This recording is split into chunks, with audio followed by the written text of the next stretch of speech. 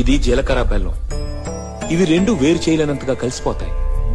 పెళ్లి తర్వాత భార్యాభర్తలు కూడా జీవితాంతం అలా కలిసి ఉండాలని ఇవి తలపై పెట్టిస్తుంది.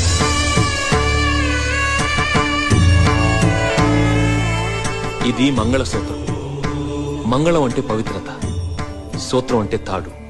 ఇది మెడలో పడగానే పెళ్లి అగ్ని కంటే పవిత్రం అవుతుంది. పుట్టింటికెళ్తే అత్తారింటిని, అత్తారింటికెళ్తే పుట్టింటిని మర్చిపోకూడదనే రెండు బొట్లున్న తాళ్ళని మెడలో కట్టిస్తాం.